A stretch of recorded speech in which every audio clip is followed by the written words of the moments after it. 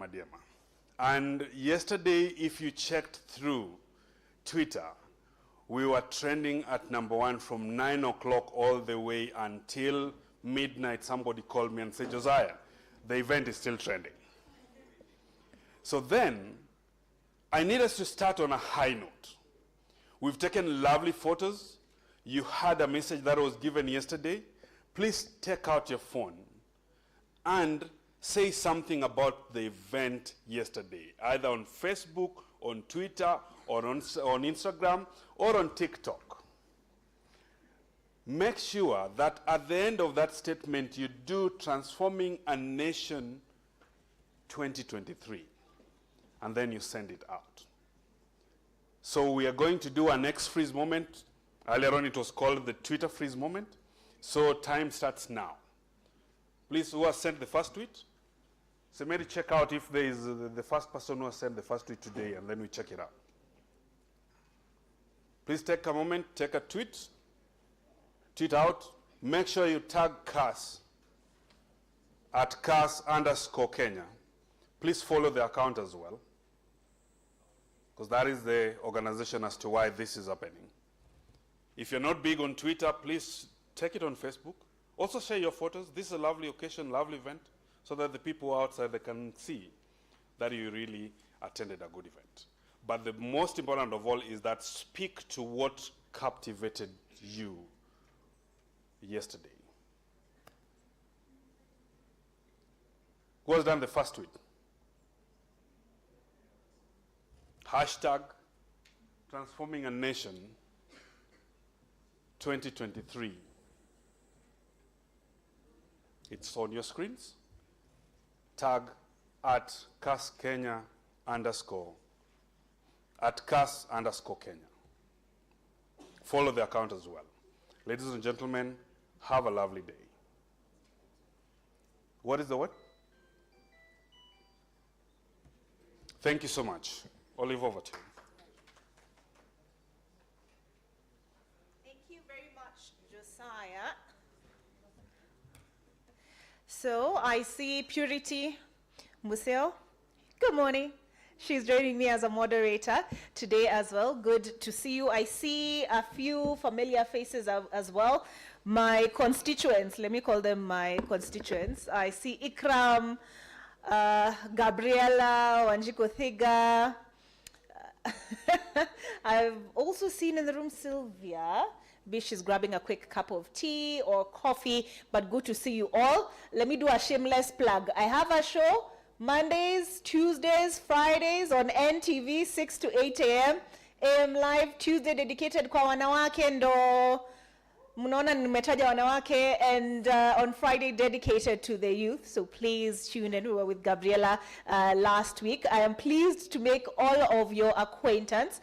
I think you're all pretty much well versed with the program, because I see at least on the tables, it is available, printed out, but we all have tags. And Nathaniel has turned me on to the fact that behind the tag, there is a QR code, so you can scan it, get a sense of who will be speaking today, because you'll find their profiles and their bios contained therein, as well as those of the panelists. Today, I am moderating the session on education, labor, and social security. So you can start thinking around those areas, and I will be looking forward to, as per Nathaniel's instructions, I will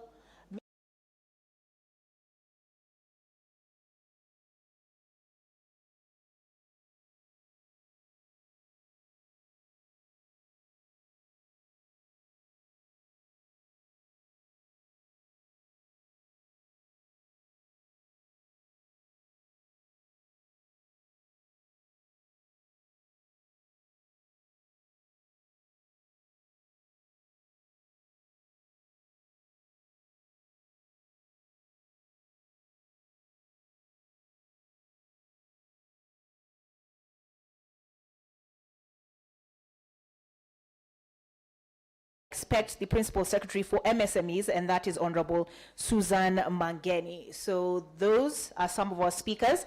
They're already, as I said, the program is literally at your fingertips. You take out your phone and scan it. And to make Josiah's work easier, Can we all take a photo and post?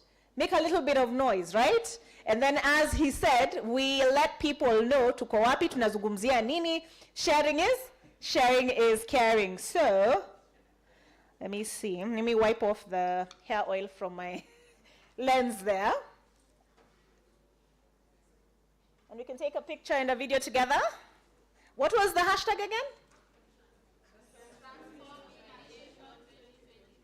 Awesome. So we can take a video together and then we can say it out loud together? All right.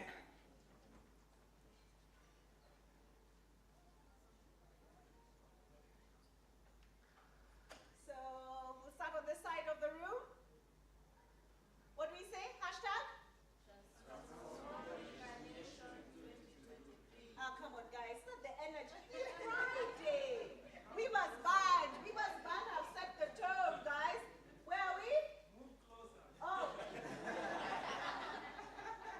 Sorry. All right, so we start on this side of the room.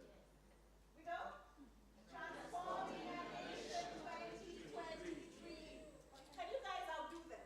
Yes. Yeah. I think so too. I think so too. Should we go? Yes. All right, let's go. Transforming a Nation 2023. All right, this side of the room. You guys sing less. We ready? Yes. Let's go. Transforming a Nation 2023. Clap for yourselves. You guys are great sports.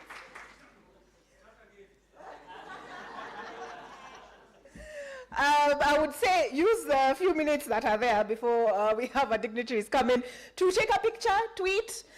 Josiah, see. Thank you very much. All right.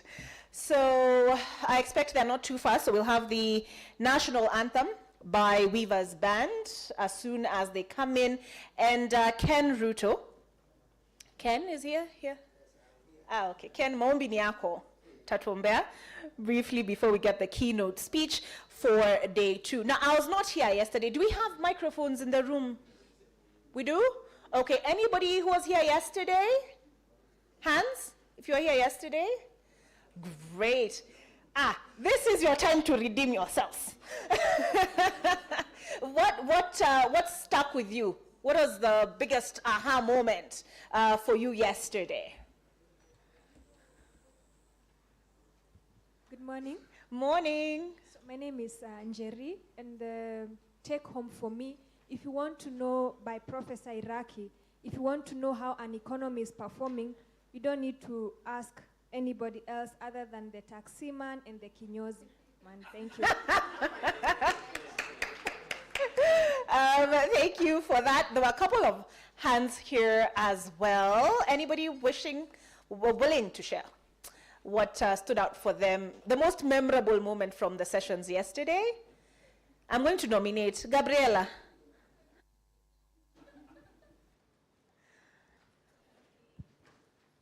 By Ndindi Nyoro, I get Ndindi Nyoro. If you want to know a nation that developed, it's not all about SGR. It's about how many children are going to school.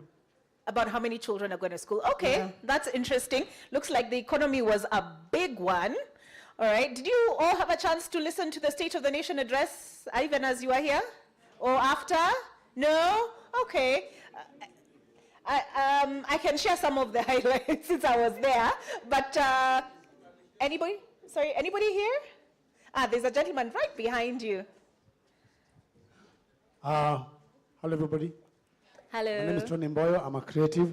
There were 2 moments that stood out for me. Actually 3, but one of them was Ndindi Nyoro trying to defend the economy, saying that it's working, yet we had the data from Kwame. The other moment was that when Kwame said that 16 million students wake up every day to go to a public school. That was wow for me. 16 million. 16 I million. didn't know that. Thank He you for said that. it. Kwame said that. Did you tweet about it? I did. Oh, okay.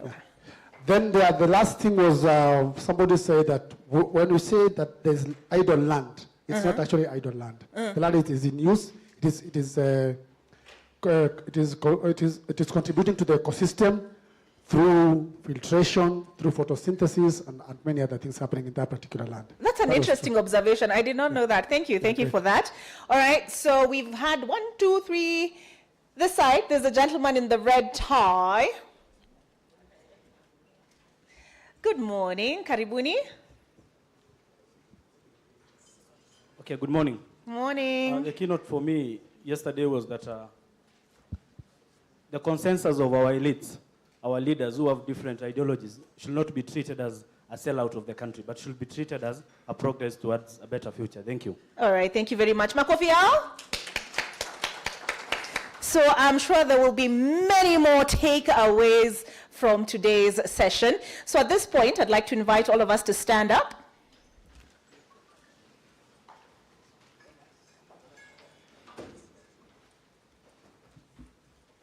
Just to confirm, can we please put our phones on silent? I was told there was a whip yesterday. Elvis? All right. So if you could put our phones on silent, and then I will invite the Weavers Band to take us through the national anthem.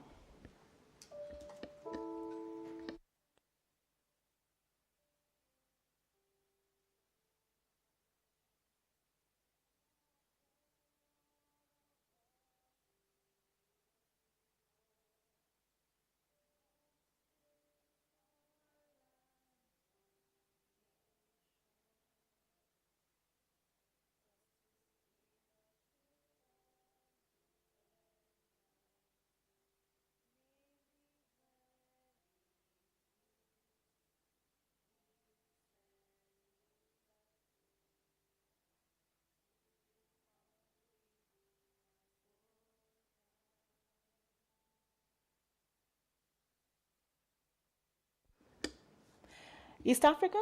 Are we doing that one? Okay. I'd like to invite Ken Ruto at this point to open with a word of prayer.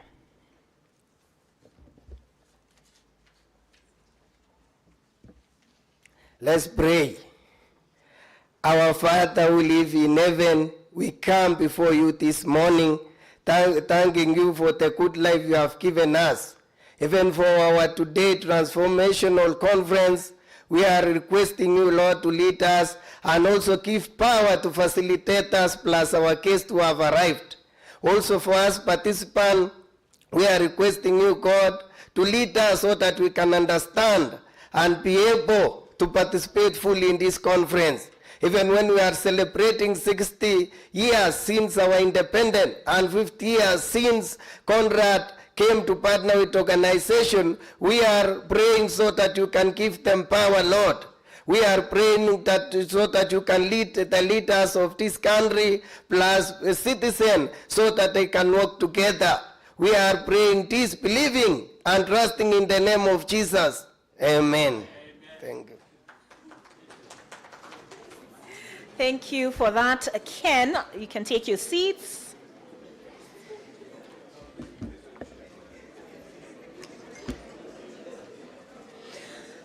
All right. Allow me to acknowledge in the room, as I had mentioned earlier, the Deputy Speaker of the National Assembly, and that is Gladys Jepkosgei-Boss. We also have a Principal Secretary with us, and that is Honorable Beatrice Inyangala, Principal Secretary for Higher Education and Research.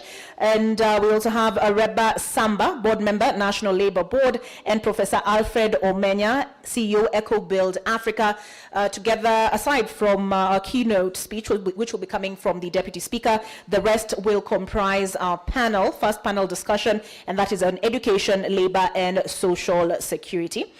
At this point, allow me to tell you a little bit about our keynote speaker for this morning session. And as I mentioned, she is the Deputy Speaker of the National Assembly, but the list of credentials is long. Let me start with her qualifications. So she has a Master of Business Administration, and she got that from Jomo Kenyatta University of Agriculture and Technology. She has a Master of Laws, which is probably what a lot of you know her for, and she got that from University of Cape Town. She has been the woman rep for Kisumu, I beg your pardon, for Uasin Gishu County. Uasin Gishu County. I don't even know where the Kisumu came from. Uasin Gishu County, and she's serving her second term. And between 2011 and 2013, she was Chief Registrar of the Judiciary. Between 2010 and 2011, she was Deputy Chief Election Officer, Interim Independent Electoral Commission. Before that, between 2000 and 2009, she was CEO, National Council for Law Reporting. Between 1993 and 98, she was a lecturer at the University of Nairobi, and she also chairs the Committee on Delegated Legislation. Makofi yake. Mheshimiwa, I'd like to invite you to come now and make your remarks.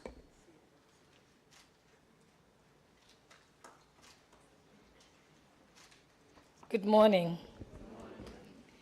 Okay, you said you're inviting me to make my remarks. These are not my remarks. I'm here on behalf of the Right Honorable Speaker of the National Assembly, Dr. Moses Wetangula, who sends his sincere apologies that he was not able to be here today. And so I will not risk a career-limiting move, so I will read exactly what my boss gave me.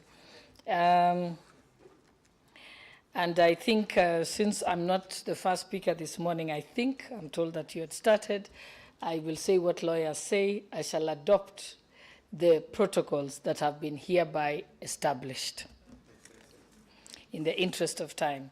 So ladies and gentlemen, it is my privilege and profound honor to stand before you today to address this esteemed conference on the topic of Kenya's standing in the community of nations. As we convene here to engage in these fruitful discussions and dialogue, we reflect upon our nation's role in the global arena and its impact on nations. Ladies and gentlemen, having served as the Minister of Foreign Affairs, as the Speaker in the past, and now serving as Speaker of the National Assembly, I have had the privilege of witnessing the ever-evolving dynamics of global politics and Kenya's distinctive role in the international arena. Our nation's trajectory has been characterized by resilience, tenacity, and an unwavering dedication to principles of democracy, the rule of law, and a market-driven economy. Values that closely mirror the mission of the Konrad Adenauer Stiftung Foundation. These shared values have not only fortified our commitment to good governance, but have also solidified our enduring partnership with organizations such as the Konrad Foundation. We recognize the importance of upholding these principles in the pursuit of a more equitable and prosperous world. Parliament plays a central role in this political process of the democratic system. Its functions are vital in shaping policies, representing the people, and ensuring the smooth functioning of government. Kenya's standing in the global arena is therefore reinforced by this participation in parliamentary diplomacy, which complements traditional diplomacy. I would like to highlight some key aspects of Kenya's role in the community of nations, with particular focus on parliamentary diplomacy. First, there is the one on peacekeeping and conflict resolution. Kenya's parliamentary diplomacy has been instrumental in supporting peace and stability at the international stage. And Kenya has hosted several delegations to facilitate dialogue and build consensus on regional security, some of the most recent ones being Somalia and South Sudan. The National Assembly of Kenya at the moment is considering for approval the request and resolution of the United Nations Security Council for Kenya to lead the multinational security support mission in Haiti by sending a contingent of 1,000 police officers to Haiti to support peacekeeping. Indeed, this laudable action and demonstrate the confidence in the world in Kenya, led by our able President, His Excellency Dr. William Samoei Ruto. On regional leadership and parliamentary alliances, Kenya is a leading member of the East African community and has been advocating for policies that promote trade and harmonization of laws across the member states. Kenya's National Assembly also participates in the Pan-African Parliament, also in the International Parliamentary Union, the Commonwealth Parliamentary Association, and the African, Caribbean, and Pacific European Union Parliamentary Assembly, among other international forums. On economic growth and commercial diplomacy, Kenya's parliament has extended its parliamentary diplomacy in various networks with the World Bank, the International Monetary Fund, and the World Trade Organization, among others. Kenya's parliament has also participated in negotiation of and ratification of bilateral trade agreements with various nations. And for instance, our parliament has supported the Kenya-United States Free Trade Agreement, which has bolstered economic ties and investment opportunities between the two countries. On environmental diplomacy, Kenya's parliament has actively participated in global environment summits and conferences. The engagements at events like the United Nations Climate Change Conferences, COP, has allowed them to contribute in international discussions on climate change mitigation and adaptation. Kenya's commitment to the Paris Agreement is a testament to our parliamentary diplomacy addressing climate issues. Through parliamentary diplomacy, Kenya has forged partnerships with other nations and organizations to enhance climate resilience, among other efforts. These collaborative efforts help Kenya adapt to the effects of climate change and share knowledge and best practices with the international community. Ladies and gentlemen, having discussed the above, indeed, Kenya's standing in the community of nations is not only an affirmation of the traditional diplomacy influence on the global stage, but also vital contributions of parliamentary diplomacy in placing Kenya in the community of nations. I welcome the panel discussions today that will be delving into this matter, further to generate more action-oriented resolutions as we advance Kenya's diplomacy. On the occasion of the 60th anniversary of Kenya's independence and the 50th year milestone of our partnership with Konrad, we look forward to enriching discussions, productive collaborations, and the transformative journey that lies ahead, not just for our nation, but also for the global community. So, ladies and gentlemen, in conclusion, Kenya occupies a pivotal role in the global community and shoulders significant responsibilities.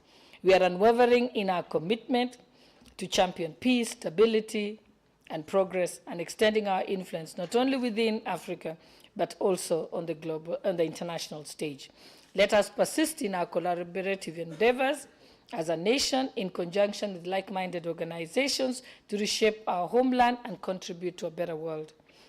Our partnerships have proved indispensable and in pursuit of a brighter future. I therefore extend my heartfelt gratitude to all of you on behalf of the Speaker for your attentive presence, and I eagerly anticipate the enlightening, fruitful conversations that will unfold during this conference. I'm told that you had 6 thematic areas, and that I think I can see from the Honorable Speaker's speech that, and remarks that he covers each of those on Parliament's role in it. It's a pity that I may not participate in the entire panel discussion today, but I see that's a very exciting part that is close to my heart. It says, is Kenya's education system preparing graduates for the job market? What is the potential of the housing program to create jobs for the youth? Kenya's export of labor to foreign labor markets. And lastly, I see, is the medium and small micro enterprises a solution to job creation? I think that will be a very exciting panel discussion.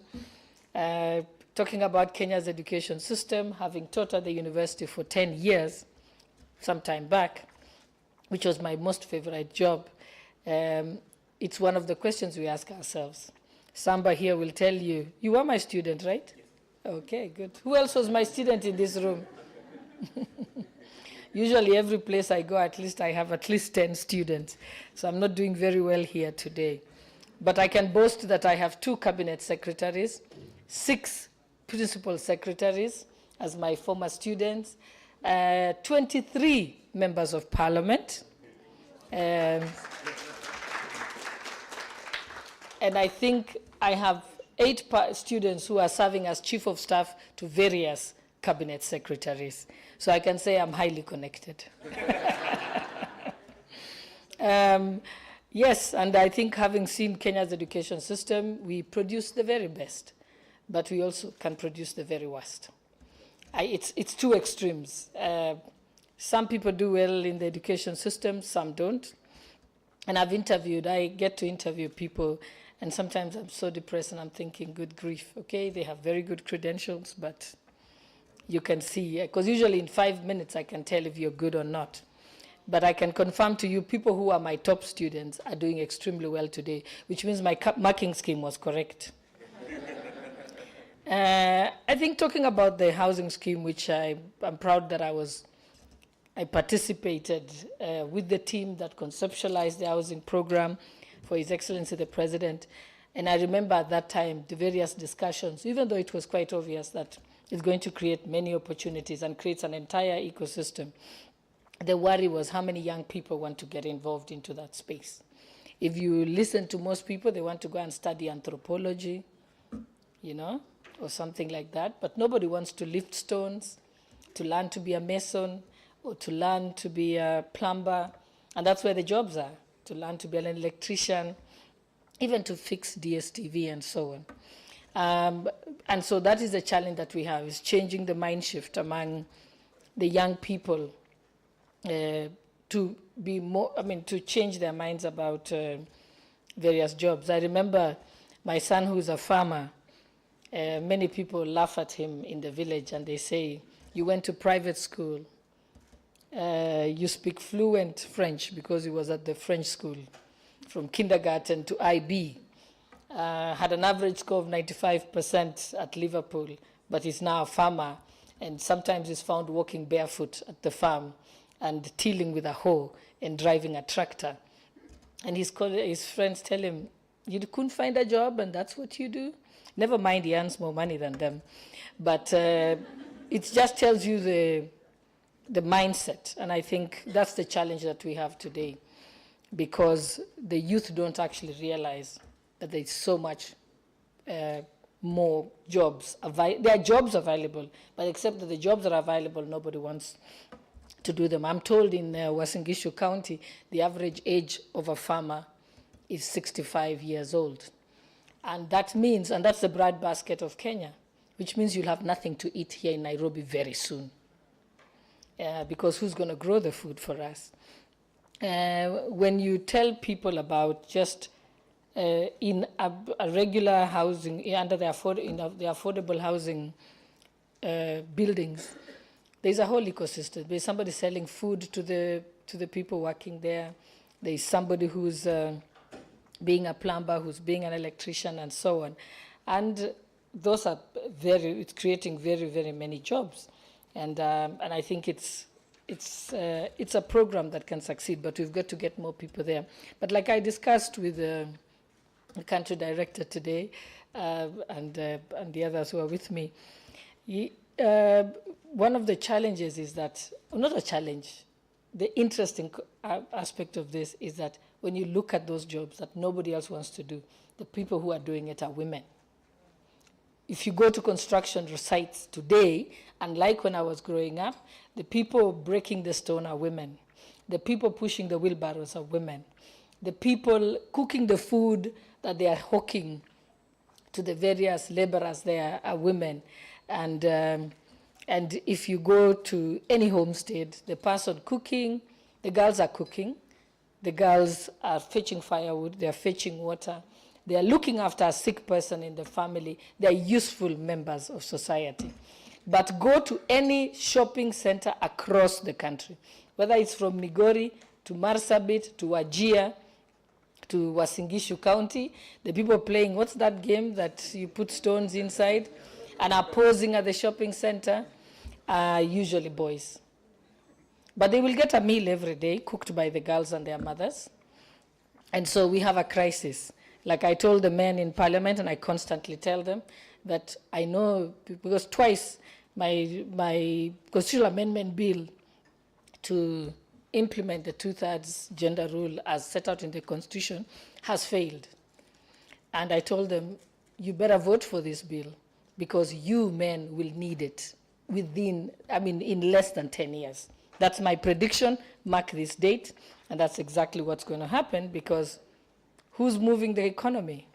It's women. And so, yes, I've just said very briefly what I would say. I would have said if I had stayed in the panel discussions, but I'll try and stay as long as possible. So thank you very much. And again, on behalf of the Speaker of the National Assembly, I wish you fruitful deliberations. Asanteni sana.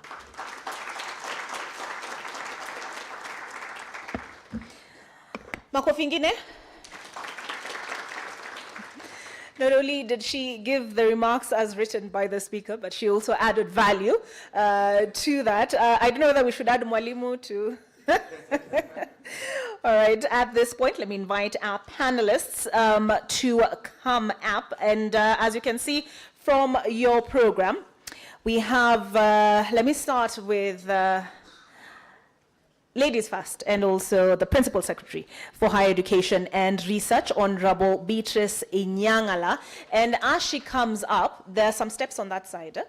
As she comes up, I'll invite us to take these handy tags. I did mention there was a QR code behind it. Can we do it together? All right, take out your phone. Open your camera. Scan the code. Are we together?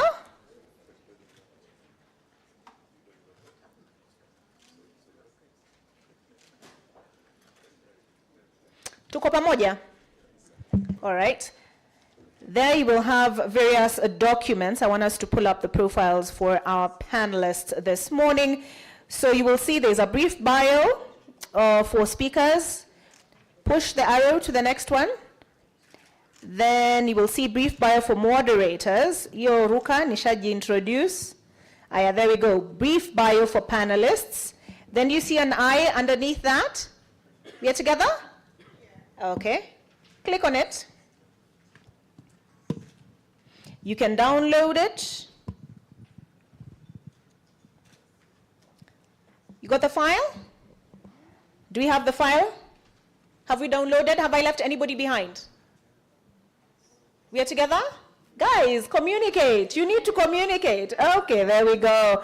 Scroll, scroll. I see some of the people you spoke about yesterday, Professor Exen Iraki, Ndindi Nyoro. Keep going till we get to our speakers for today. Sorry, our panelists for today. Under theme area 5, transforming a nation through education, labor, and social security. Tuko pamoja? All right, so let me take you through the profile of our first panelist, and that is Beatrice Mugada Inyangala, and I should say Dr. PhD.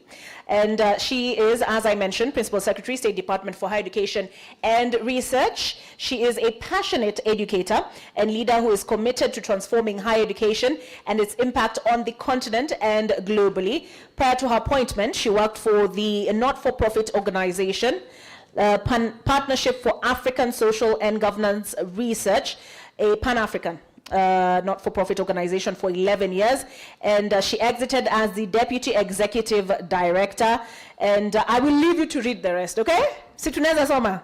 Naya bas. We also have with us this morning, I'd like to ask him to come up, and that is Professor Alfred Omenya. Did I mention my constituents? He is one of my constituents. He kept me very good company in studio as we're looking ahead to the general election. And he is a social justice advocate and a practicing architect. And it goes on to say he is the principal researcher and CEO at EcoBuild Africa. He is an adjunct professor, University of Canberra, Australia, and associate professor, Kenyatta University. He is the chair of Education Committee of the College of Fellows of the Architectural Association of Kenya, and a member of the board of the International Building Quality Center and International Union of Architects. And sorry to say that we will not be joined by the Principal Secretary for Housing, but I expect that Prof, you will be able to tackle the questions I had planned for him. All right, we also have with us I did mention board member, National Labour Board, and that is Areba Samba. I'd like to invite him. I also saw you in a studio somewhere when I was Googling you. K24, I think it was. And just to tell you a little bit about him, he is an advocate, as you heard from Gladys Bos-Shule. Huyu alikuwa mwanafunzi wa Gladys. And so he is an advocate of the High Court of Kenya. He holds a bachelor's degree in law from Moi University, postgraduate diploma from Kenya School of Law, and postgraduate from University of Pretoria. He is a gazetted independent member of the National Labour Board. I will leave you to look at the rest. Makofi yao. So, as I tackle this step, I will I will direct my first question to Professor Alfred Omenya. There we go. So what time is it now? Let me see how much time. It's 10, and we were told by, where's Nathaniel? Okay, he must be seeing the Deputy Speaker off. We're told we have 1 hour, 20 minutes. So it is, if it's 10, what is that? 11:20? Hi, Nathaniel. 11:20 ni sawa? Okay. So I will do question and answer 30 minutes. So I will give more time to that than the 20 minutes that is allocated, so not to worry. But first, Professor Alfred Omenya. The first question there on the program: is Kenya's education system preparing graduates for the job market? Your initial thoughts before we get into the technicalities. No, thank you, Olive. And I didn't know that today we'll end up meeting on this other side, but very excited with fellow panelists to do a bit of reflection. And I'm actually one of those people who purport to be educated. And the question is whether my education is relevant to my society, as it actually were. My initial thoughts is yes and no. What do I mean? And I teach at the university, and I'll use actual, sort of concrete examples. I go to construction sites, and in the construction site, you find there's a lot of work to be done, and there are actually quite a lot of opportunities, and a lot of them, you don't even have the right people to do it. And what I do at the university, I call myself Mutu wa Mjengo. Architecture is just about buildings. And then in that same breath, a student finishes their 6th year of training, very well trained by us, and comes to my office and tells me they have no job. Meanwhile, there are very many jobs in the construction sites that can be done by this individual. So we actually have a disconnect between the opportunity that we have in our society generally and the training. I think we still need to align. Of course, it is not totally off. I think as a country we've tried a little bit, especially with TVET and so on. But we have a situation where we have this elitist training that is producing extremely knowledgeable individuals who are irrelevant to their society. And if I can put it even more clearly in terms of an illustration, I didn't want to say this earlier because the panelists were going to judge me quite unfairly. But as a young student at the university, my mother calls me and tells me that, Alfred, has your dad consulted you? Because, so I was like, what about? So he says, he's building a house. And I'm a student of architecture. My dad was nothing to do with architecture. And of course, he was maintaining me at the university.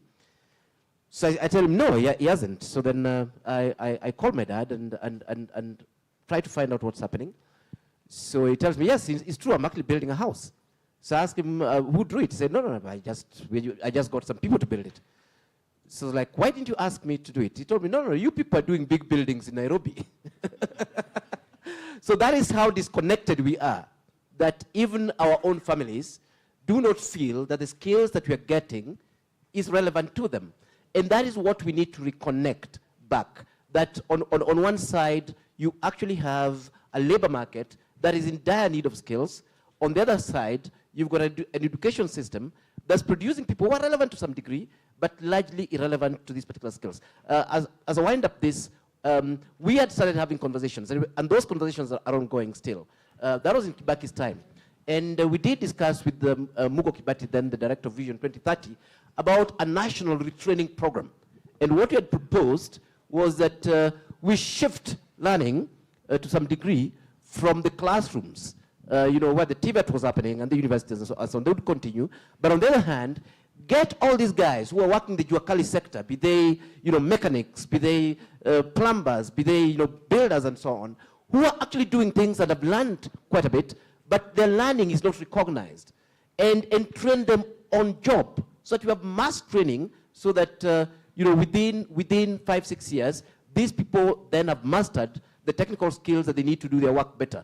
Meanwhile, on the other hand, the guys who are being trained in the formal institutions are also linked together with that particular reality, so that the mechanical engineer at the University of Nairobi is actually working with a garage in Kibra, fixing actual cars. The architect student at the University of Nairobi is in Bondo in a CDF project, working with the builders in that particular bit. Because we need both. We need the intellectual knowledge, but we also need practical skills that can impact society more meaningfully. Thank you. All right. Wakili, tell us a little bit about your experience when you are deciding, okay, this is what I am going to study. What did you want to be, and what considerations did you make? I think, hello? Oh, I don't know whether you use this one. Thank you very much, Olive. To start where Prof left, unfortunately, I'm not my father's lawyer, because he doesn't think that I'm a good lawyer enough. and it needs to take conviction of my deputy CEO here to actually tell my dad that I am a qualified advocate and I can represent his interests. I mean, the culture that we have, Olive, is that we don't see our own as being good enough. I think in spaces where we sit, even our friends alone don't trust us. I mean, they would rather go to a third party than bringing work to you. I mean, coming from where I come from, in deciding that I want to be an advocate, first of all, I didn't have anything else to do. I am not a lover of mathematics unless it's counting money or receiving money. And then, so I did an elimination method. Maths, I scored a very bad grade. Chemistry, I think the last thing I remember about chemistry is some changa in the lab. I can't remember anything else. Biology, I couldn't. So when we did that shift, we were like, no, you know what? You can do something with theory. So what is it? You can be a lawyer. But down the line, then I had to sit and have a meeting with myself and realize that away from this having been the only option, I can make meaning out of it. Back to your question, I think I'll go with a yes and no. Our education system over time evolves. And I'm not an expert in that sector because my PS is here. But we produce some of the best and we produce some of the worst. In terms of the papers, we have the papers. But then what happens with the skill set? And gradually, that is the conversation that we need to have, that away from having that degree, there are other skills which are very key in performing in the job market. It is not just about the degree. It's not just about the diploma. And again, as Prof said, we have an elitist way of looking at education. In that, hey, I'm a lawyer, I need to wear a suit every day. Even just trimming a hedge in my compound, I don't see that as something that I can be able to do. Because I feel that I'm too elitist to even change a tire. I mean, I have to call somebody to come and to change for me a tire. So we need to move away from that elitist point of looking at our education system to a more practical approach. Those will be my opening remarks. Yeah, I don't know whether CRE and lawyer same what's up. But mwalimu wa math hapa ni? Mwalimu wa math hapa ni wapi? My ears used to get, can you hear me? Oh, okay, I'm okay. My ears during physics, geography, and math, my ears would literally get hot. Red. Anyway. And that is how I found myself. Yeah, but yeah, mwalimu wa math. PS, karibu sana. Thank you. You have also taught. It's not just the deputy speaker who has taught at the university. You have been in academia. And they're the degrees that Wakili was talking about. We get the papers, but then when you enter the job market, it doesn't translate. What do you think that is about? Thank you very much, Olive. I'll start by commenting generally on our responsibilities as a ministry. When children are born, when you get your children, and those of you who already have children, you entrust them to us because you know that these children have multiple intelligences and they can become anything, the best nurse, the best politician, the best doctor, the best driver. And it's up to us to nurture those talents. So ours is truly a calling, and we take it to heart. And so we have worked very hard, and I believe that everything is on course. And I want to say everything is on course because, I mean, we have the best doctors, we have the best engineers, we have quite a number of very devoted teachers, we have a good medical system serving the entire East African nation. And so we are really, really very proud of the cadre of professionals we have produced over time. And Professor Omenya here taught my son. He got a first class. And that boy has constructed a gazebo in my home. And I welcome each and every one of you, when you're in Kakamega, to come and see the graduate that Professor Omenya produced. Yes, she has seen it. Evelyn, stand. She can tell you. It's an amazing gazebo. So when you tell me that we are producing graduates who can't, perform, then I am confused. Yes. While you were away, Prof, we did, while you're in Canberra, we did a diagnosis of the education system, and specifically our president put together that presidential working party on education reform. And we identified things that were not quite pulling together. So we are on a very ambitious reform agenda. So I want to assure everybody here that we have done well. Yes, there might have been a few things that were not working, but we are on course to fix those. And so the future is bright. All right, Madam PS, we look forward to seeing pictures of the gazebo. But Prof, remember while you were away. Okay, so a lot has been said about the affordable housing program, and ideally, the idea is that it will create jobs. Right. What do you make of that assessment to begin with? Well, I mean, if you walk to any construction site, you see jobs. So yes, there'll be jobs, definitely. Right. So we were told 3 to 5 direct jobs. Yes. 8 jobs created informally. Right. By way of, we had the Deputy Speaker talk about those who are feeding, right? Correct. The women who are feeding those when you're site Mjengo. Yes. In your estimation, are the projections optimistic or accurate? Still, I mean, it's the same. My answer is still the same, that actually any construction site generates a lot of jobs, actually, from the high end. As an architect, I go to construction sites, so I'm counted there also. As professor of architecture, when jobs are being counted there, you've got the architect, you've got the engineers, you've got the mechanical, electrical guys, you've got the structural engineers, and so on. Then now you come in, and there are the specialist, contractors. In fact, let me paint the scenario. Mm-hmm. In a small project, a very small project. In Tatu City that we're working on, this project has about 10 to 15 specialists, from interior designers to landscape architects to a whole cadre of engineers and so on. And then, of course, it has 1,001 subcontractors, from guys doing interiors, guys doing gypsum work, guys doing all the way to guys doing painting, tiling, steel, and so on. So the truth of the matter is that actually construction does create jobs, and a wide variety of jobs. And there, of course, we agree with government 100% that construction happens there.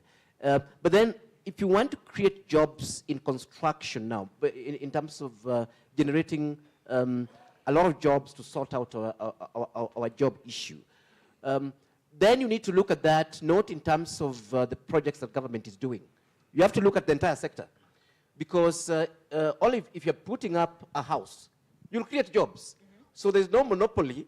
It's not like only government projects would actually create jobs. And that's why we believe that we need to, in addition to what government is doing, which definitely will create jobs, we need to look at the entire sector to see that we have a lot more investment in housing generally, be they by private sector, be they by civil society, be they by individuals and so on, be they by SACCOs and stuff like that. So this is the one area that we've been thinking through, and it's one area that government had started in the previous regime by creating all these incentives so that we can see more construction, because that is how you increase the numbers of jobs. If you have a situation where government is building, but the economy is doing badly, and the private sector is not building, the cost of materials go up and so on, and you and I say, sorry, I can't build now, I would rather buy dollars, then actually what happens is that the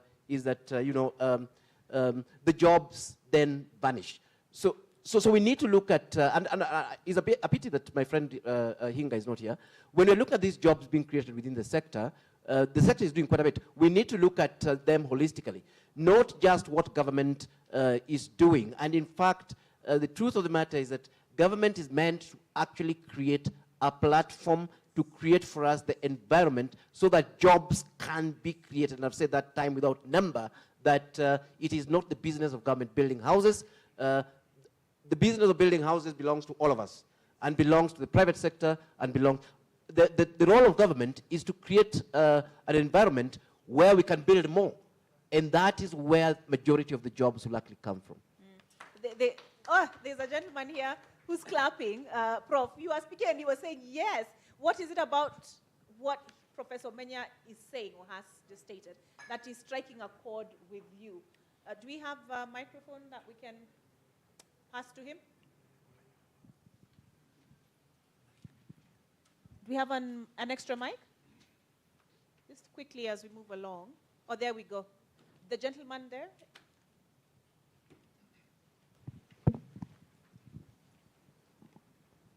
It should be on. You can try. Not on. Oh, there you go. Yes, thank you, Prof. My name is Polycarp Prachonyo. I come from Homa Bay County, and I serve as the County Director for Finance. I agree with Prof that as a government, the government is not in the business of doing business. It is not the business of the government to do business. The business of government is to create an enabling environment so that the private sector can thrive. If you look at the number of jobs which are created by the government vis-a-vis the number of jobs which are created by the private sector is the job creator. Government, I think, employs just very few. But now, if we want to have a country where the government will now involve itself in doing business, then what will the likes of Professor Menya be doing? The architects, the engineers there, what will be their business? So I agree that let the government create an enabling environment for doing business, because the trajectory which the current regime is taking, we will end up with a government which will now begin constructing petrol stations. They will start selling us fuel. Right, okay, thanks for that. Yes. But I would imagine, that the people who are supplying, all right, but I would imagine it is the private sector which will supply to these construction sites and such. Wakili, you look like you have a response to that. Of course, I think, Prof, you came with a number of supporters, and I can see that they are worried that you might soon be out of a job. But I think you have to strike a balance in terms of what government does and what the private sector does. And when you clearly look at the happenings of a couple of days ago, you saw we have issues of privatization. Because I agree with you, there has been a realization that government is not the best business entity. Because at the end of the day, you speak about issues of wastage, you speak about issues, I mean, let's give an example of a parastatal, and I hope my PS will not censure me after this. You get a parastatal, receives taxpayers' money, then at the end of the day, it makes losses. I mean, it beats the logic why it is a business entity. So I fully agree that government has to strike a balance in terms of to what extent should it involve itself in what the private sector does? Coming back to the issue of the low-cost housing, initially, I think we had a misconception that only the type of work that is available at the Mjengo is the Mjengo work. But as Prof has clearly outlined, everybody has a role to play when it comes to low-cost housing. I mean, even lawyers get to get a bit of it, because at the end of the day, there's somebody buying a house, they have to do a conveyance. Prof here with his good English, I mean, has work there. The mama mboga who sells uji there has a bit to play. The person who drives a wheelbarrow has a role to play. But then at the end of the day, I always ask, how sustainable is this? Because as Prof clearly says, we cannot build houses every day. Whereas this is an immediate plan to provide, of course, one, the issue of jobs, and to provide housing. Going forward, how is this sustainable? You cannot build every day. And secondly, the issue of the cultural perspective, and we had this discussion before. If you look at the low-cost housing project, it is more about flats. Our cultural underpinning is that when, I know, Olive, when you get some little money, you want to move away from a flat. I mean, and then you go to some places where we come from, you go to Kisii and tell my mother that, you know, I'm going to give you a flat. I want you to move from the farm and come to a flat. So our culture does not, to a large extent, support that. That might work in the urban setup, but when you go back to the counties, you go to the interior, it doesn't seem to really have a support base from where we come from in the villages. So again, there has to be a striking balance in terms of developing the urban areas where we have a lot of pressure on land, and then also how do the people in the village get to benefit from that? All right. So there was the example that was given to us by the Deputy Speaker of her son. So she said he went to university where? Cape Town, South Africa? And Liverpool. But he's farming, and she said he can be found barefoot. Correct. But there is a certain prestige that is associated with having Prof in front of your name, Doctor in front of your name. How many of you know an electrician? There? Uh-huh. Well, she's not anyway, but back to my point. How many of you know an electrician or a plumber? Okay. Sylvia, umemsevaje kwa simu? Thank you. Fundi. Anybody else? The same for pretty much everybody. Fundi wa? Steamer or plumber, all right? So there are certain jobs that are viewed as menial. Correct. Yeah, so Madam PS, how do we, because they can be very profitable. It's a cultural issue, right? So changing that culture, in your view, what would it take? Thank you very much, Olive. Before I comment on that, let me just weigh in on the issue of government doing business. I think as a government, we are doing what we're supposed to do. In terms of the housing program, for example, our role is to formulate policies, and we are doing exactly that. In the case of the housing program, it is about public-private partnerships, and that is working very well, bringing in all the investors to invest and create jobs across the whole value chain. So if you think about what's happening at the construction site, think about the djembe. Somebody runs a shop, and whatever they are doing is actually adding value to the work on the construction site. So, and so on, and so on, and so forth. Then look at the backward and forward linkages. And this will tie in on the question that you asked about the manual jobs. We need accomplished professionals, we need technicians, we need laborers. And all of this somehow have some connection with the education system.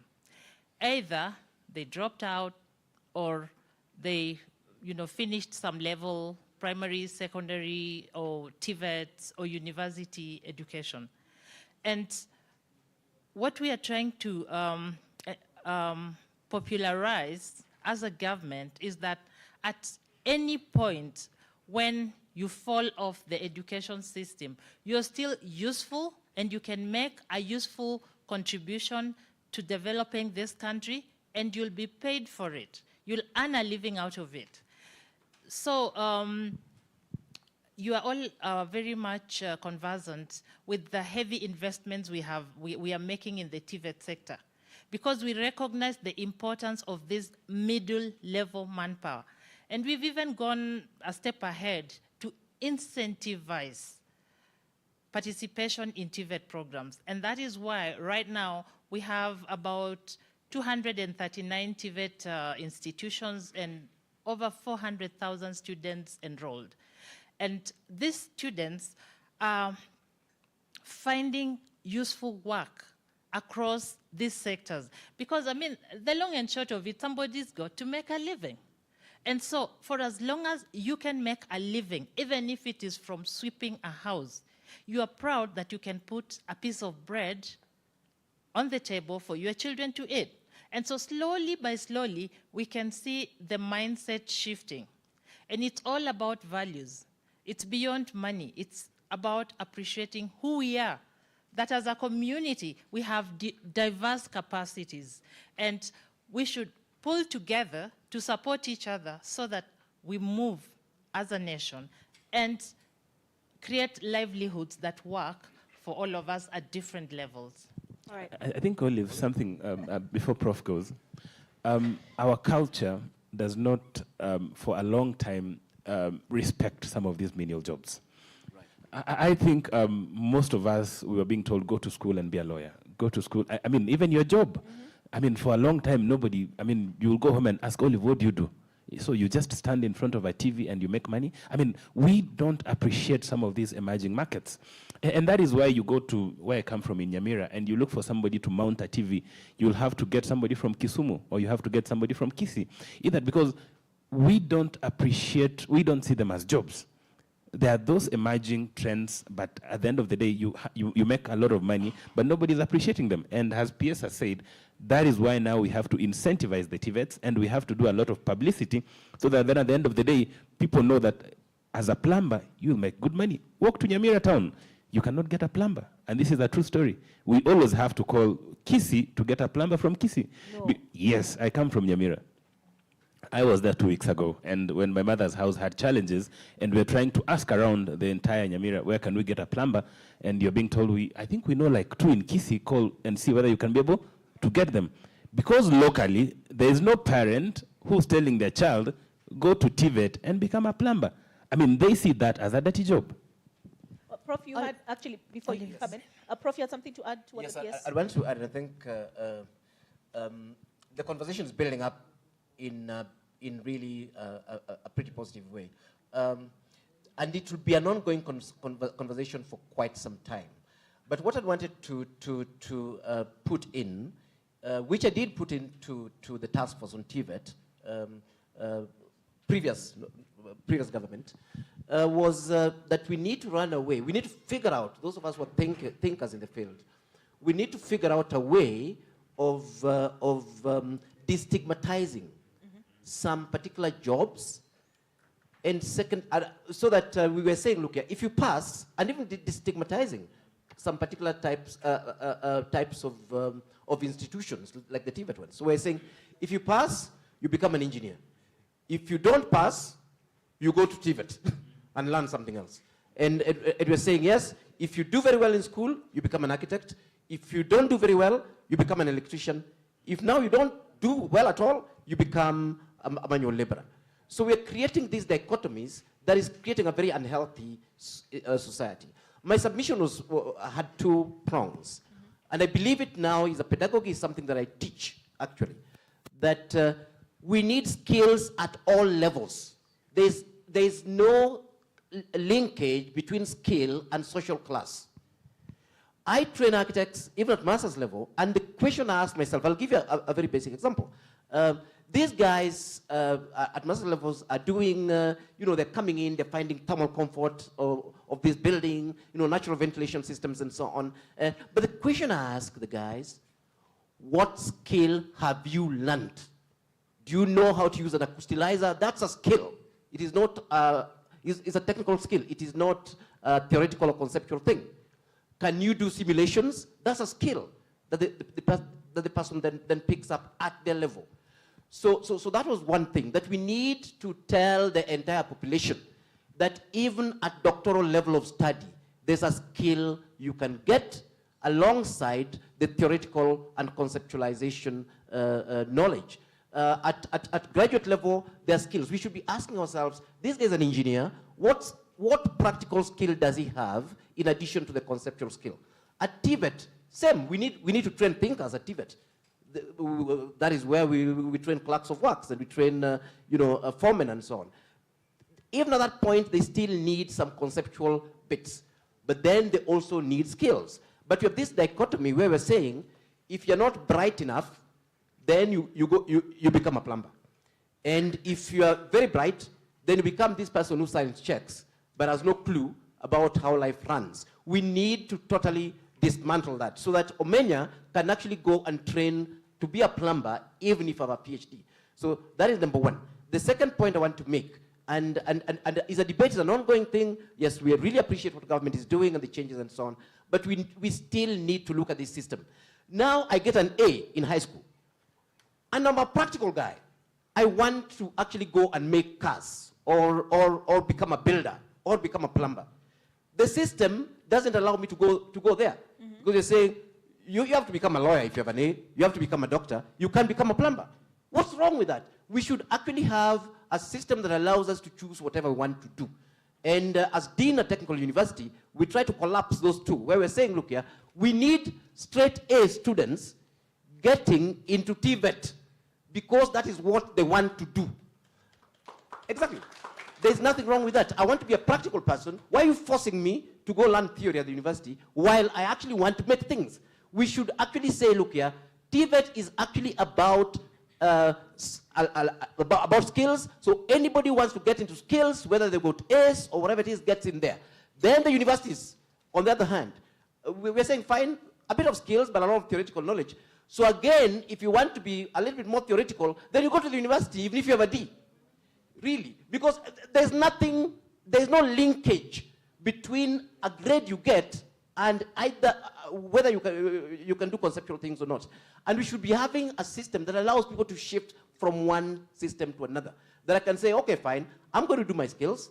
Then for my master's level, I want to cross over to the university, do a little bit more conceptual things and so on. And in fact, for my PhD, I may want to invent something. So I come back to TVET.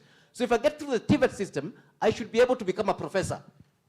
You don't cap me because I went to a polytechnic.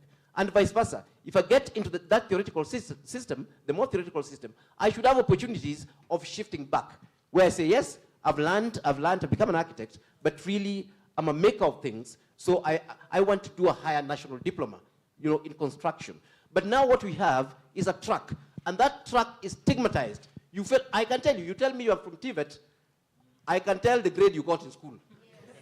I can tell. That is something we need to address, right. so that we realize, like you're saying, even if you have a PhD, you need to be able to fix a bulb. You need to be able to change your tire. You need to be able to sort out your plumbing system. There's nothing to do, there's no linkage between that skill and your level of education. But now the education system that we have stigmatizes us, puts us in pigeonholes, and even the people who are able to do things are not allowed to do things because they say, Professor, unajenga. Right? All right. Prof, let me ask the PS to comment. So we've had the task force on education, and a lot of the questions were around CBC, right? And JSS, and whether they're going to secondary school or primary school. So for a lot of us, a lot of the attention was focused in the basic education side, on the basic education side of things. Where higher learning is concerned, the focus has been on funding. Nimekosea? Niko sawa, sinko sawa.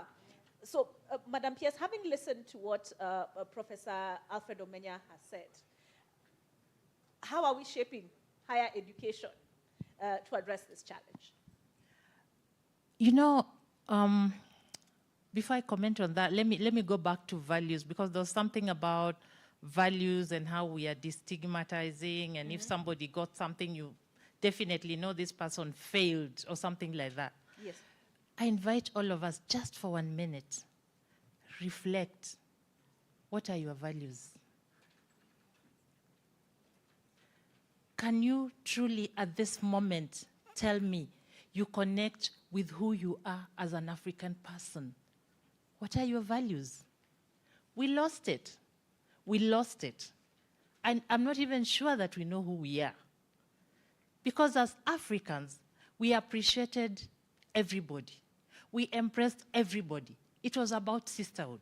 It was about brotherhood, extending a hand of help, lifting the lower one up. This issue of individualism, we have copied it from the West. And so I'm surprised when I hear my colleagues saying, our values, our values. Those are not our values. Guys, let us go back to our values. Let's be Africans. Let us build the society as Africans, appreciating each other.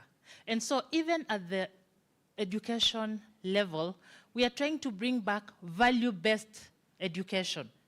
We are trying to mainstream the hidden curriculum because it is only through this that we are going to rebuild the fiber of our society, the morals, the ethics, the values.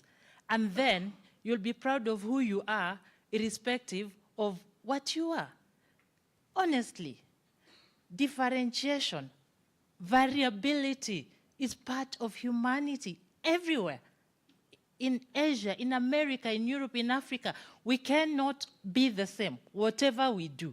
So it is true that some of us will get an A, others will get a C, a D. That is who we are as human beings. And so what are we doing?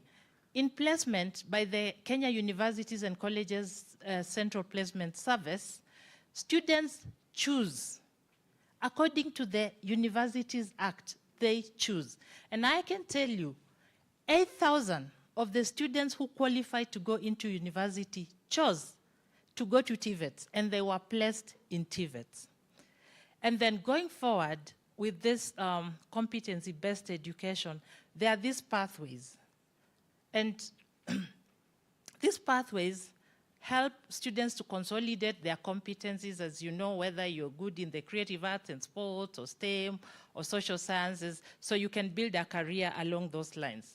And again, if you choose the TVET track, it is exactly like Professor Omeny. The remuneration, although now getting up, if there are two plumbers in Kisii and you're taking them to Nyamira, you'll pay a pretty penny. How many have lived Maju? Nani ameishi Maju?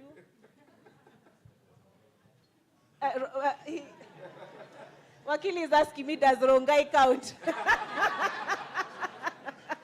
I saw a hand in the back. Can we give her a microphone, please? Can we give her a mic? Yeah, sorry. Yeah, so if you don't mind sharing, did you have somebody coming in to clean for you? Okay. Or did you do the cleaning yourself? So I lived in London for a little while. And getting help in such countries it's pretty much like paying a whole salary for somebody. I remember I had to clean everything, clean, cook, whatnot. So the kind of things that I wouldn't be able to do, like maybe trim a hedge, you're paying like £100. That's roughly 15,000. Hapo unapata mtu unalipa, so tatu, so tano, but uko 15,000, 20,000 shillings to just clear a small hedge, like let's say that particular area that you're sitting. So yeah. All right. So the National Labour Board, what are you doing to regularize the terms for these jobs? I think going by the topic of discussion was the export of labor, and I had raised it with the organizers that we don't export labor, we export skills. When you put it like we're exporting labor, then it looks like that is a good you are exporting. So most of the people that we send out, we are sending the skill that they have. And when you look at the numbers, currently we have around 5 million Kenyans abroad who are workers and their families, and a small number who are students who at the end of the day end up working. In terms of what we get, of course, you and I know that we get in excess of 480 billion per year in terms of remittances. So this is a sector of the economy that we cannot really neglect. There have been challenges before in terms of the treatment of the skills that we send out there. There have been challenges in terms of the skill itself that we send out there. There have been challenges in terms of recognition and in terms of identification of the people that we send out there. Initially, there has been a multi-approach from government in terms of managing the skills that we send out there. But recently, there has been a consolidated effort to ensure that the Ministry of Labor and the Ministry of Foreign Affairs, more specifically the Department of Diaspora Affairs, get to communicate and get to work together to, one, identify which skills do we send out there. Number two, the people we send out there, how do we manage them? Currently in the Ministry of Labor, we have a directorate which is in charge of labor migration. And in the recent past, we have had a number of conversations with a number of countries who make a request in terms of the skills that they need. And that is why we have the National Industrial Training Authority, which then is able to train the particular skill. Because if you're sending somebody to the GCC countries, you have to train them in terms of the culture. You have to train them in terms of the specific skill that is needed there. If you're sending somebody to Canada or the UK, then you have to also prepare them in terms of the culture and the skill that has been requested. And going forward, then there also has to be, the Ministry of Education has to come in. Because if you're sending nurses to the UK, for example, they get to the UK and they're told, hey, we don't recognize these courses, you have to do a 6 months training. So going forward, we are making efforts to try and drop in the Ministry of Education so that when we have a specific request or looking at the trends, if the UK usually requests nurses from Kenya, then the Ministry of Education has to tailor some curriculum that fits those people who are needed to travel out to the UK to be nurses.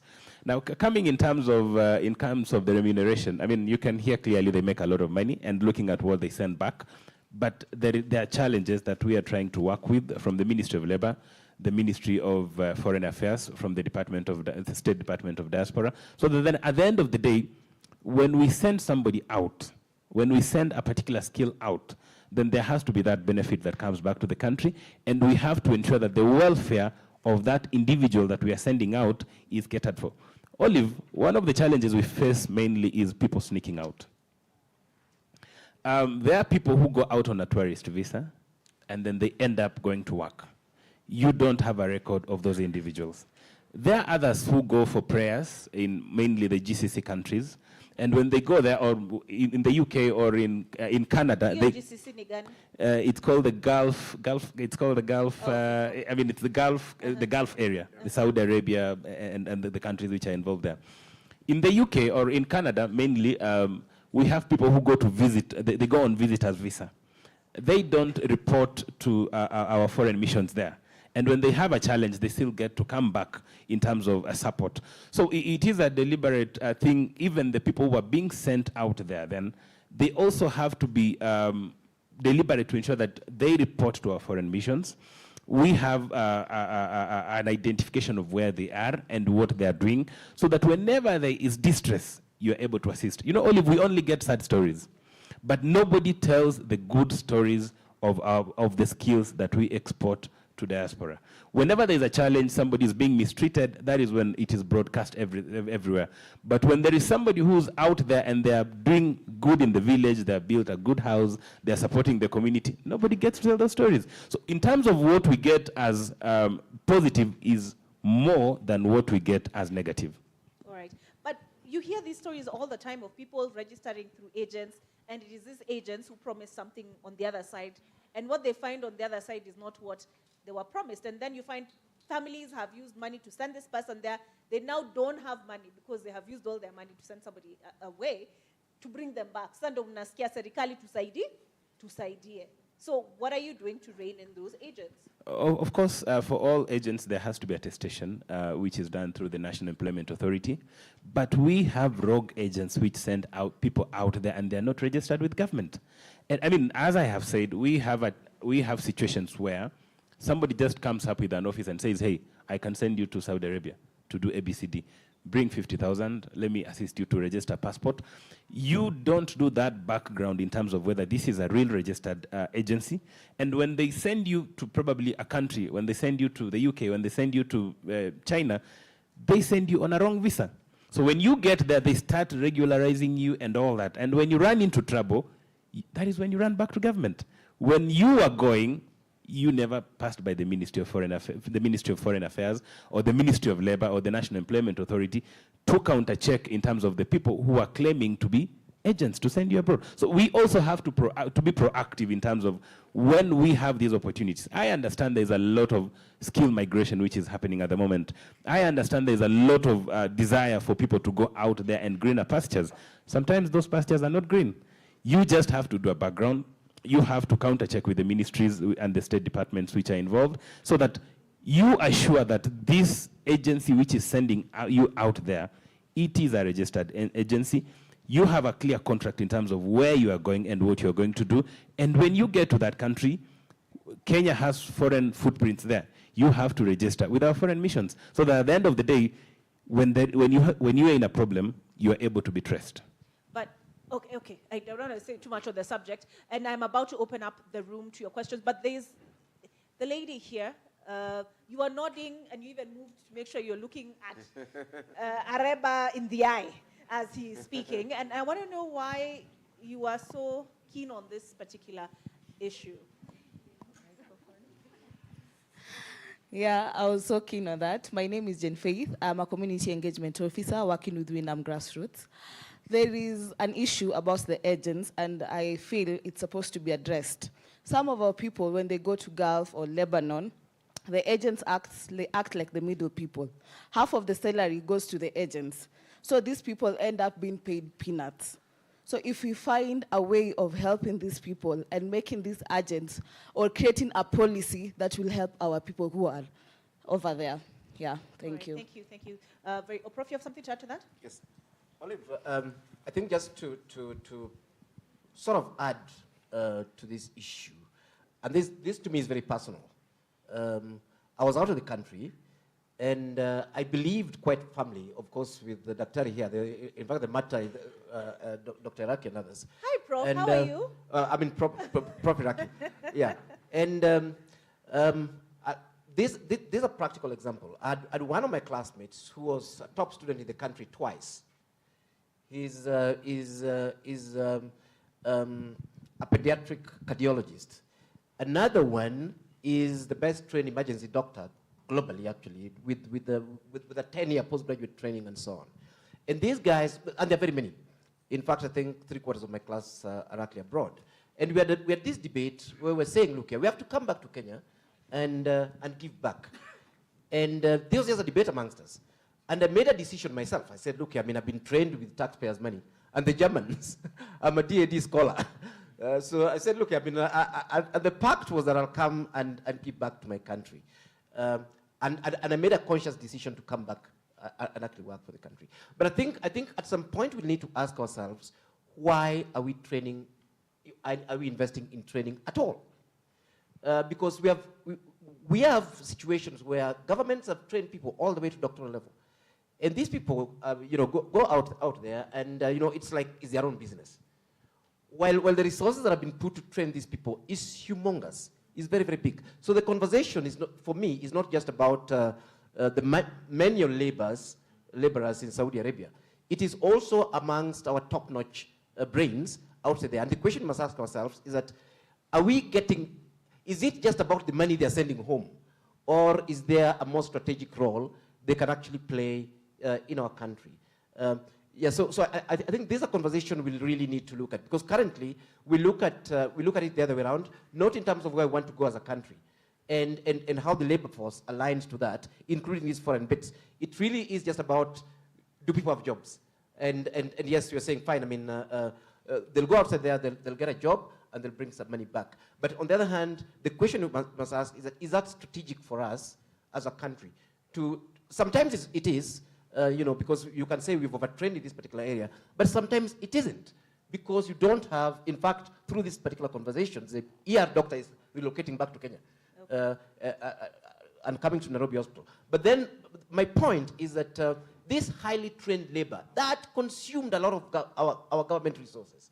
We as a country are not really bothered about how we can use this and whether that affects our policy in any way. Actually, there's some persons involved in irrigation who are trained in Israel, and they're saying that their know-how is not, they came back home and nobody is really utilizing that. But I want to open up the room to questions. Hi, Professor Exen Iraki Kona fan huko. Wow, those are many hands. We'll try and take as many as possible. Can we take one? In the interest of democracy. There is the gentleman in the glasses here.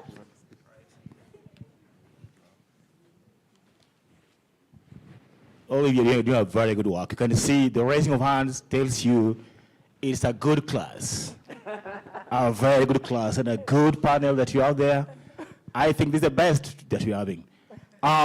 Nicholas Walaga, I'm a lecturer in many universities, including those ones in Kenya, in particular Riara University. I'm seeing some of my students here. The raising of hands, I'm sorry that I have been given this instead of you. Please allow me to speak. Well, Principal Secretary, I think you are one of those few that have been placed in the docket that really suits what you have to do. And for that, I congratulate you for the work that you've been doing this far, one of the few. Now, you mentioned something about an ambitious reform agenda. And going with the current affairs in the country, where, you know, the matter of taxes that seems to be in every household, that could kind of raise many questions, an ambitious agenda in educational reform, and then seeing the many school dropouts. Then looking at what parents are building today, come next year, the rise of school fee. These reform agendas, does it include any reduction of the school fee? All right. I'm speaking of this as a parent and as a lecturer, because knowing of the number of school dropouts, and I will maybe want you to explain this, that do you see any of these reforms, including the reduction of those school fee? All right, Thank you you very much for that, Mwalimu.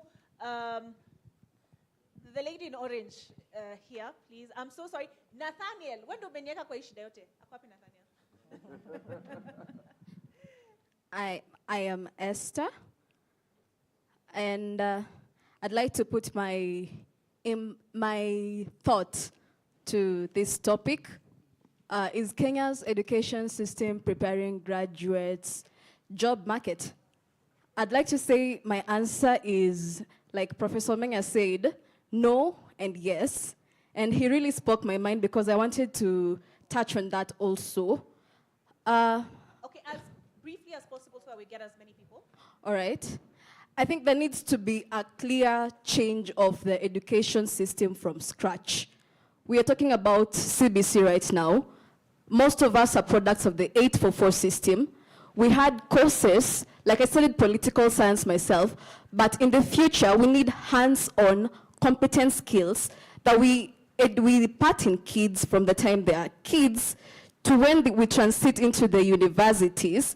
They have the skills and they are clear on what they want, rather than teaching our children about grasshoppers. I don't know if grasshoppers are still in the CBC system right now, but if we teach them about grasshoppers when they're kids, when they go to campus, they'll still have that mindset of wanting to be employed and not being problem solvers and critical thinkers.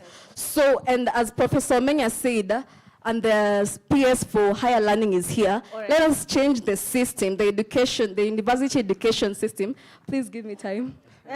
Unfortunately, Nicholas, okay, let me finish up. Let us change the even higher tertiary education system, where people who score these good grades, A's and B's, can have the hands-on skills rather than going into the flooded markets, economics and whatever. Thank you very much. Just pass it on to the gentleman just in front of you quickly, briefly. I'm Edwin Abadia. Yeah, I have a concern. You are raising a question on the PS about the funding model. Yes. Yeah, when I was joining campus, I come from a village where I knew I paid 34,000, and when I knew that one, I raised other money through fundraising, right? But right now, they enrolled students in September, and then they said we are going to give them scholarship or sponsorship and loans. But after giving them scholarships and loans, others have missed. What's the plan for those who have missed and they cannot raise that money? Another one, finally, for Professor. Yeah, is housing program sustainable? Yeah, is it sustainable? All right. No. This gentleman here. You'll give her. I already have it. Just don't worry, Olive. Okay, but quickly. I may not be your favorite, but I have serious questions. So quickly, I don't want to waste time. Quickly. To our peers, was it necessary to change both curriculum and system? Because some of us believe we could have changed the curriculum and leave the system. That is one. A quick one. We do not have a problem with this generation, Olive. The problem is the generation ahead. Because when I grew up in that village, I was seeing a teacher who I want to become when I grow. I was seeing a doctor who I wanted to become when I grow up. I was seeing an engineer I wanted to become. I didn't see the plumber I wanted to become when I grow up. So the problem is not this generation. The problem is the generation we copied. So if there is need for change, this generation will just begin that change for the generation coming, so that they can grow up seeing the plumber they want to become. Then the last one, just the last one, Olive, just the last one. Yeah? Why do we, Professor, why do you think we need PhD in law? Because we need to decolonize our mindset. These were given to us by colonial masters. Why don't we have more engineers with PhD who can create? More doctors with PhD who can create. But let us just have the course of law up to Kenya School of Law, because what do you want to create by PhD? PhD in law, PhD in maths. What are you creating for other people to benefit from? You are now, wait. Okay, thank you. Yeah.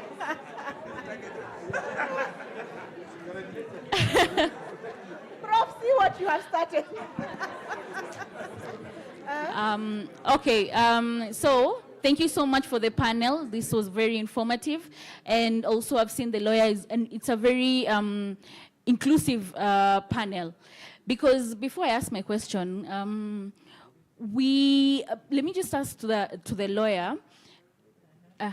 Yeah. So you do understand that in the Act, or Disability Act 2020, it states that we have the 30% for persons with disability, as well as we have 5% for job allocation for persons with disability also. So let me just pose my question. For instance, in Kenya here, we have a current institute for persons, for the deaf people, who are very skilled when it comes to plumbing, electricians, who can do even a better job than other hearing people. That's what we call it in the deaf community. So how sure are we that we've said that you're creating job opportunities in the affordable housing? So are these jobs allocated for deaf people as well? And how do deaf people apply for these opportunities? And what percentage have you assigned to these deaf people? Do you have the statistics? Do you have the data on that? All right, thank you very much. Let's take, at least for this round, one more from this side. Yes, yeah, okay. What? Hi, Diana. Good morning. Is it still more? Yes, still morning. Hello. Prof, why have you given Professor X and Iraqi the mic? I'll tell you why I've been given the microphone. She is one of my students, and she probably fears I may interfere with her grade. But I'll be very brief. Okay. I'm talking as a teacher who taught high school maths and physics, as a university teacher, and somebody who read Maju.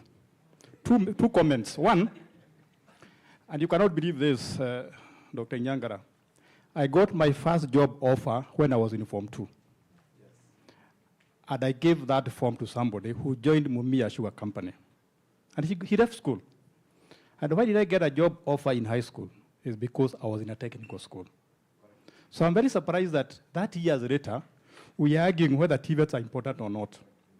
That has been a fact. So if you're looking for a job, get the right skills, you get a job. Number two, and this has been bothering me, when KCSE results or KCP results are out, and you talk to those A students, and you ask them, what do you want to be? Neurosurgeon, engineer, and so on.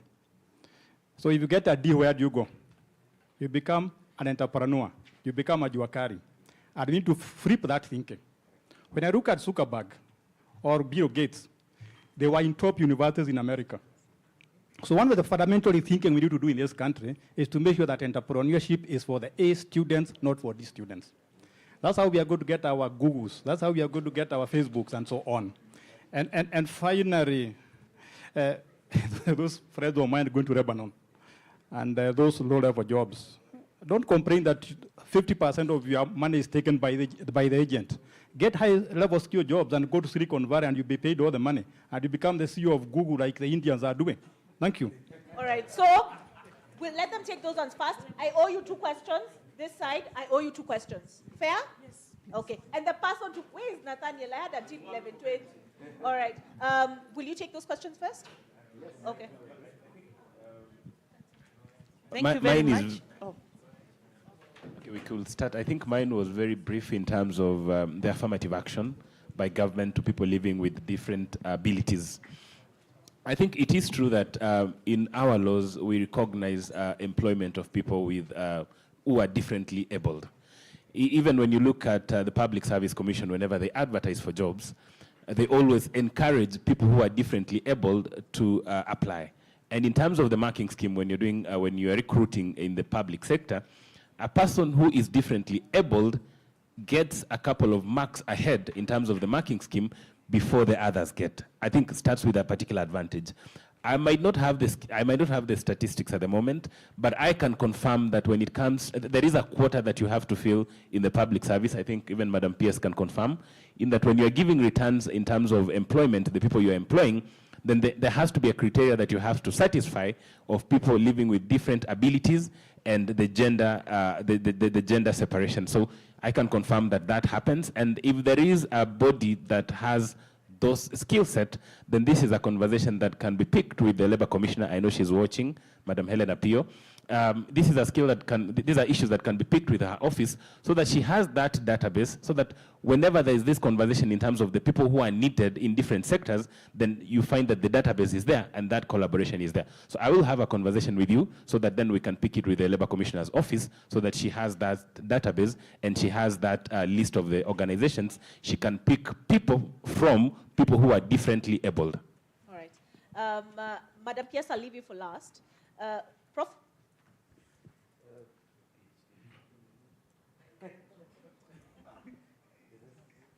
Why do we need a PhD in law? Which one was it? Yeah, I think it's come on board. We need to defend the PhD in law first. I think Areba has been mentioned adversely because it's aspiring to do that. On a light note, and just for education, the reason why we wear those strange gowns, the black gowns with the hood, particularly the hood, is because when thinking started, when education started in ancient times, nobody knew what they could use it for. So these guys were basically, they couldn't farm, everybody was a farmer. But the thinkers, the philosophers, the ones who were doing mathematics and thinking about the universe, nobody knew exactly what they were up to. So they used to beg. They actually used to beg from the farmers. And that's why you would have the hood, so that the food would be put there. Then the Aristotles, the Anaximanders, the Aristophanes, the Platos, they would meet and discuss things above the skies and beyond, you know, the universe. But we know the contribution that that has brought us to. So I think for me the issue is creating this dichotomy that is either or. We need the critical thinker. We need the philosopher still. And we need the doer. But what you're saying, in a healthy society, we need enough doers. We also need enough philosophers. We can debate about the percentage. We need guys who are both, who can think critically, but who can also do, and so on. So I think it's dangerous to have a dichotomy that now we don't need people who think and philosophize. We only need plumbers. No. It's true we need plumbers, but you also need people who can think about the future of plumbing. And those are the PhDs in law and the future of governance. Yeah, so that dichotomy is actually dangerous, and we need to disabuse ourselves of the same. But I think currently the problem we have is that you have a guy who only thinks and can't do anything. In fact, it's totally disconnected. And then you have the other guy who's doing, but doesn't control the paycheck, so he's looked down upon. So we need to merge the two, so that the PhD in law, can also be a doer and the other way around. I've been asked by Madam Pierce to comment on the curriculum and the system. I think I would say, as a country, there's some positives that are going on that we really need to think through and sort of laud the government about. These I'm not just saying because I was asked by the peers to comment. The fact that we're having these conversations and starting to ask the questions that Exxon is asking, Prof, there, that we had technical schools. Initially we had practical content in 844. We had, we are talking about relevance of training society and so on. I think this is a good time for Kenya because we are actually debating the future of our education and whether and what we can do to align.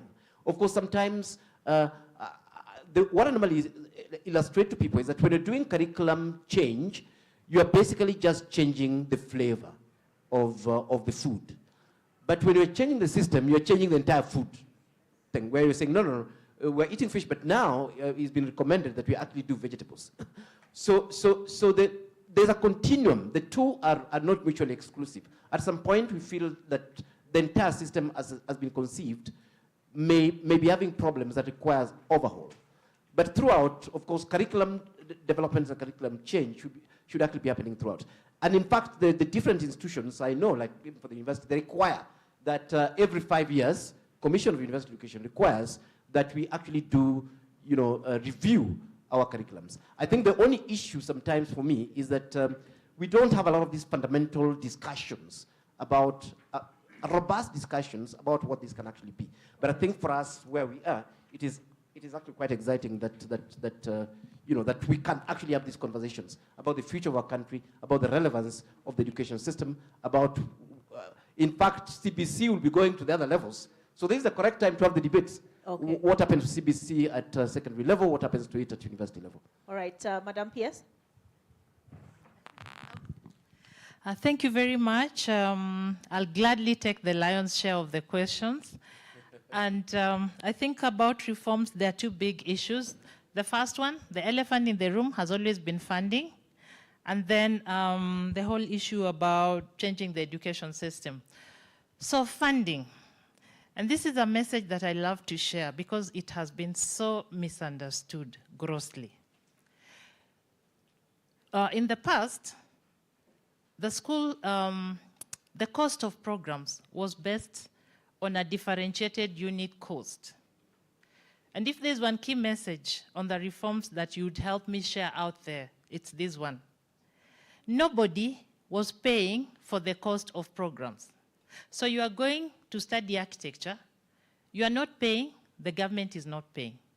Because the government was to pay 80%, the household and other contributions was to come in form of 20%. So because of the difficulties in the financial situation, the government increasingly paid less, from 66% of the differentiated unit cost to 48%. And this year, we were actually going to reach a rock bottom of 34%. Why? Because the budget only increases by a certain amount, but the growth in numbers is phenomenal. So because of this, we sat down and said, universities are struggling. They are pending bills. Right now, they have actually reached 77 billion. How are we going to resolve this in a sustainable manner? The cost of education must be met. So if you are studying medicine and it's 600,000, that money should be paid. But we understand that families will not afford to pay 600,000 for medicine, for example. So how do we do this? We have to provide full government support. So the most vulnerable to be fully supported through a system of loans, scholarships, and some bursaries. And then, of course, the more able, according to their financial incomes and family backgrounds, can make a small contribution. And so this is the system that is applying. And I want to assure you that The whole process of categorization was finalized. It took a while, like with any other new system. The VCs were very gracious. They have accommodated our students until now. And the funds have started being disbursed. Actually, if any student says they have not received their money, then the money is on the way, because we are disbursing funds for about 140,000 students in different categories, in different programs, in various universities. But the money is being disbursed. So if there is anyone who dropped out, actually now more than ever before, universities were chasing students who had not reported to come to school. But ordinarily, every year, about 10% of the students who are admitted don't enroll. So this cannot be solely attributed to the new funding model. In fact, with the new funding model, students will be better supported to study. So we have no intention of reducing fees or adding fees. We are just saying, let the cost of the programs be met with full support from the government. Then a change in the education system. Yes, this is, I totally agree with you. And I've done a lot of work in this, the competency-based curriculum. Part of the problems that we have diagnosed was the talk and chalk, the lecture method, where students are taught and they forget. So we said one of the big interventions is in pedagogy. And if you Google, there's something called Pedagogical Leadership in Africa, PEDAL. This is a program that I started with many universities in Africa, and we reached 91 universities in 11 African countries. It focuses on how to train our lecturers to help students build competencies, communication, creativity, critical thinking, collaboration, because that's where, that's what's going to open up the jobs. And I know that you're getting impatient, but I'll just give one example to take this home. Because on the continent, I'm actually known as Mama Pedal, yeah, the mother of pedagogy, and I'm very proud of that. And I hope that, you know, going forward, we can impress this. I'll just give one example. As a lecturer, and what most of us know, you are going for a cut, and there's a very quick cut. Give 3 examples of features of, let's say, strategic leadership. Give 3 features of strategic leadership. And that's a cut. You answer it in 5 minutes and you go. But another teacher will come in, give you a take-home cut, a take-home assignment, and this is what we are emphasizing in innovative pedagogy. And you have a number of books you have read, then you'll be asked, what are your 3 take-home messages? It is still on strategic leadership. What are your 3 take-home messages? So you think about those messages. Then you're told, can you create a small video and upload, communicating the messages? It is a very simple exercise. But from that exercise, you will gauge, did this student copy-paste, just carry what they lifted from the readings? Or did they extend meaning? So that means they're critical thinkers. How was the video developed? Because from the video, you can see whether the student is creative or just plain, lazy or hardworking. How do they communicate? It's a simple exercise, but you can assess so much.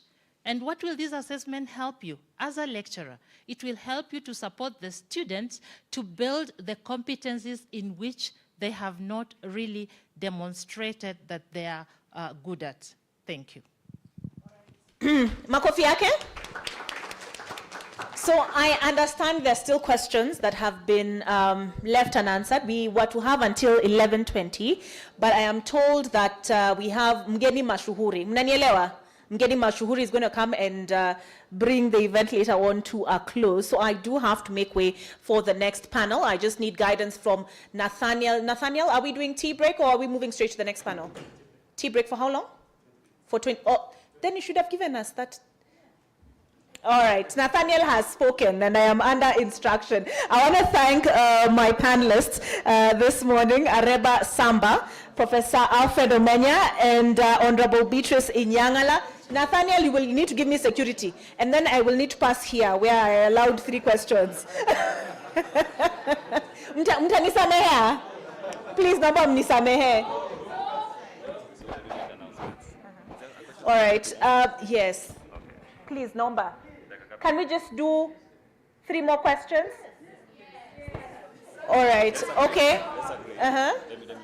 Okay. Hi, everyone. Now, we are running behind schedule, and we are receiving Raila and Kalonzo at exactly 12:30. So unless we agree, we take 3 questions, but we deduct 5 minutes of the tea time. We do tea for 15 minutes. Is that okay? But 15 minutes. So Elvis, you are the whip. You've had that information. So Olive, we do 5 minutes for 3 more questions, but we deduct 5 minutes from the tea time. All right, sawa sawa. So, Aya, Diana. So, you guys are 1-1-1. 1. Sawa, 2 questions. Sawa, 2 questions from here. Okay, 2 questions, 1 from here. Nobi, you're pointing to, is it Diana or the lady in the glasses next to her? Diana, power mic. 1 mic there so that we move, please. No. Okay, you go ahead. Go ahead. Thank you very much. Seriously, as we are complaining on this side because this I'm giving you 2 questions. Yes. Yeah. So mine is not really a question. My name is Evelyn Mwanzo, a former member of County Assembly in Kakamega. Mine is just a contribution. The parents who are here, we need to really change our mindset.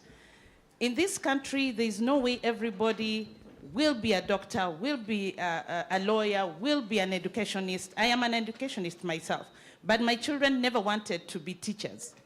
And therefore, when that happens, we need to change tact.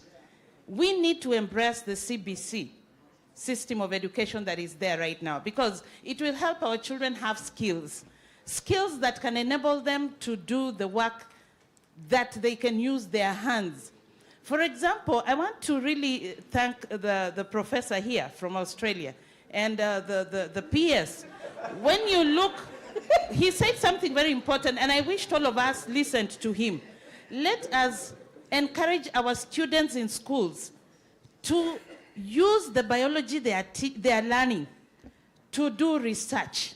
How can we integrate those subjects into doing things apart from the theoretical part of it?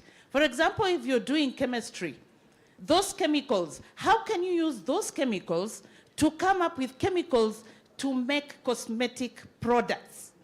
For the young girls who are here, we can make lotion. We can make mafuta ya kujipaka. Problem solving. Therefore, yes, problem and innovation. Solving. Yes, innovation. Okay. And that will help you, even if you're going to be that doctor, you can have a side hustle where you're doing that. So, just a minute. Another thing is, these countries that we are trying to emulate, their children start when they are very young. If you find that your child is good in a certain talent, as a child is growing up, you'll find that they like playing with musical instruments. Help that child nurture that talent. If they are good in playing football, help that child nurture that talent of being a footballer. The footballers are the ones that are earning money in this world today. I understand your passion. Yeah. Educationist, you've told us, and you're a mom. Yes. All right, the gentleman in the cup. Quickly, please, Thank you so much. Kisumu is now recognized in the building. So I'm Joseph Odwor, and I'm part of Leaders Champion. My issue comes to sustainable urbanization, especially with the lens of youth and women on inclusion. How are we able to make our women and youth to be part of the participation on the policy and the narrative that is driven? Thank you. All right. See, guys, see, good example. All right, Diana.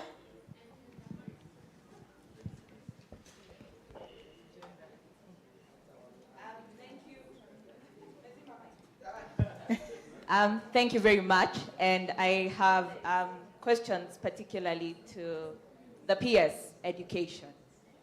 You have stated that the current funding model in higher education is because government has been unable to remit its 80% share due to higher universities, and therefore they have pending bills. Education is a human right. The people with obligation to deliver on that is government. When government defaults, why is it that it is parents to take up personal loans to meet the indiscipline of government? Because that is what it merely is. All right. In this country, the people who are seated there in front, save for the half this side, were paid to go to university. They were paid.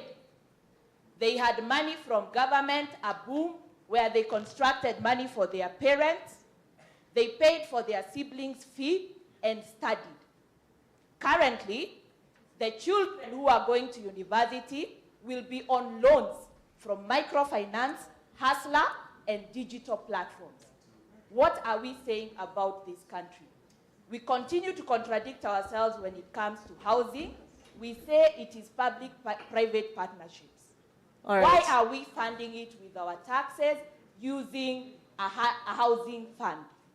All right, thank you, Diana. You want people to leave this country and go and import, export skills. But you have increased passport fee. Okay. Then exploitation will All go right. on. Thank you very much. That's it, PS. Although the PS, sorry? Thank you very One much. more, I okay. have a question to the good professor. Professor, how can you mention where we are as a country in terms, yes, my question is directed to the good professor. Where are we as a country in terms of our preparedness to adopt green housing models so that then we can leave land, the land for agriculture, because we were having a conversation yesterday about land fragmentation and then the issue of food security, and we were told that as we stand now as Kenya, we are considered as a water scarce nation. Thank you very much. All right, that's it. Thank you very much for those questions. On labor export. Are we exporting surplus labor, or are we exporting and leaving ourselves, with brain drain? All right, thank you. Number two, can we declare professional bodies? Guys, you want to be degraded, Adi? As we train young to people, can these professional bodies accommodate young people from TVETs rather than the elite? All right, elite thank you. Students. Okay. No. Please answer those ones. So listen, this is what they have committed. Okay. They have committed. They will give you their emails. Yes. Send your questions and engage them. All right. Well, let's start with the PS and then Prof. Okay, so my little sister, appreciate your question. I want to make it very clear that we are still giving our students boom. Actually, the most vulnerable are getting 60,000. When I was in school 35 years ago, when I was in university, we were getting 3,000. So I think we are being very fair. But perhaps the value of 3,000 was different. Okay, let her finish. Okay, and then in terms of funding, basic education is the sole responsibility of the government. But because of the private rate of returns on university education, the world over, it's usually a combination of stakeholders who fund university education. So we are using the same principle, but making it very friendly for the households. Thank you. All right, Professor Menya? Yes, let me just say that on the issue of sustainability, that's an issue that I've worked on quite a bit globally, but also here in Kenya. In fact, we're pushing quite a bit for the county spatial plans, for example, to be done so that we are protecting not just our urban areas but also our rural areas. The truth of the matter is that we have a planning gap, and I agree with what the lady there highlighted. We have a situation where we have unsustainable fragmentation of rural land, so that agricultural productivity is not there. We believe in planting a house everywhere. And that is not sustainable. We need to actually look at our urban areas as the places where we have got higher concentrations of development, and we should actually have both plans and legislation that prevent people from fragmenting rural land. If you look at the most productive parts of this country, in fact, I'll start with Mareba's place in Nyamira and Kisii. that was a place where, that was very productive in terms of coffee, in terms of teas, and so on. Currently, I would be shocked if Mareba has an eighth where he's growing tea because of unsustainable fragmentation of land. The quick thing, and this has started in Kibaki's time, we need to get there. We need to have our national spatial plan, which came in Kibaki's time, that says these areas for wildlife, these areas for humans, these areas for food production, and so on and so forth. And then we need to look at our urban plans so that we can also make urban areas that are suitable for humans. I keep telling people what you're seeing in Kilimani and Pipeline and so on are overglorified human zoos. Those places are not suitable for human beings. In fact, our cities, we respond a little bit to cars, but not to humans. But now when it comes to the rural areas, we have these pretender farmers who are doing telephone farming. They're using land so inefficiently. Then, of course, we have the political class that are holding huge chunks of land that should be used for agricultural purposes. We need to get back there and deal with the land reforms so that this country can, food security is serious. That's why it's called security. It is just like the rest of the security that involves the police and the military. When a country can't feed itself, the chances of that country going to war and even collapsing are very, very high. So we need to actually go back and look at our broader sustainable development and also link our rural development, which is largely agricultural, with our urban development, which of course is more service-oriented. All right, thank you very much. Prof. Wakili, did you have anything to add quickly? Yes, the question was, are we exporting surplus labor, or are we having a brain drain? Now, if you look at the pressure we have in terms of creating jobs locally, it then creates some level of mid-skill labor which has to be exported.